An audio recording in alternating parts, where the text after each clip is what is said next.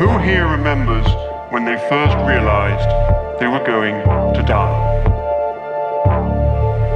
When your sense of self and of time became sophisticated enough for you to realize you were mortal. At some point, all children become aware of death. It can happen in different ways, of course, and usually comes in stages. Our idea of death develops as we grow older.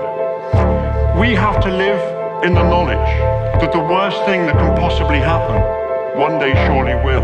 The end of all our projects, our hopes, our dreams, of our individual world. We each live in the shadow of a personal apocalypse. And so we look for a way out. We look for a way out. We look for a way out.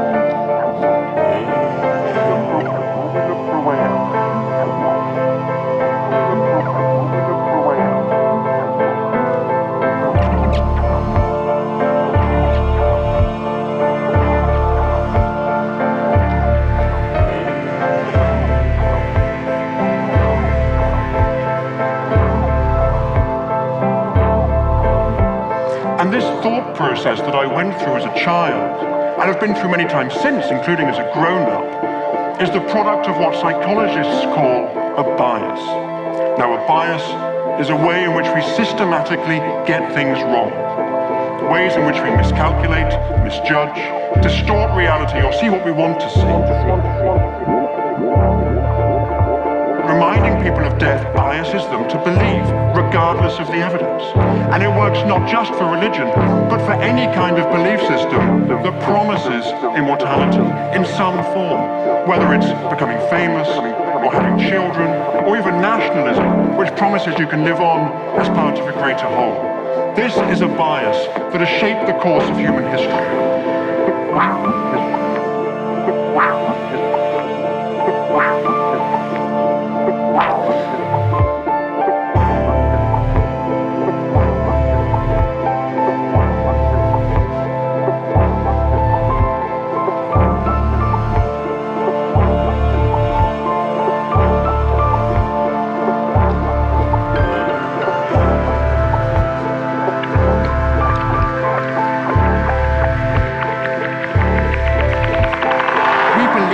Stories because we are biased to believe them, and we are biased to believe them because we are so afraid of death.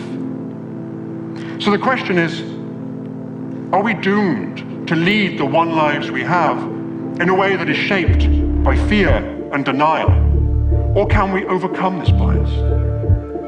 Well, the Greek philosopher Epicurus thought we could. He argued that the fear of death is natural, but it is not rational. Death, he said, is nothing to us. Because when we are here, death is not. And when death is here, we are gone.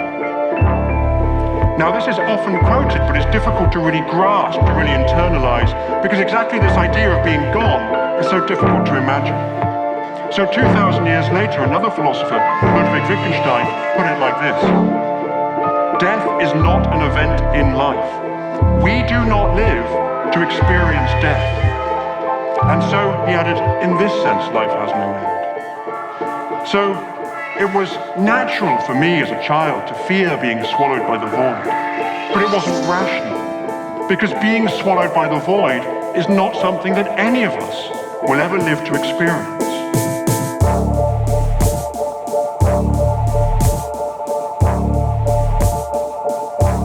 When we see that the fear itself is not rational, and when we bring out into the open the ways in which it can unconsciously bias us, then we can at least start to try to minimize the influence it has on our lives.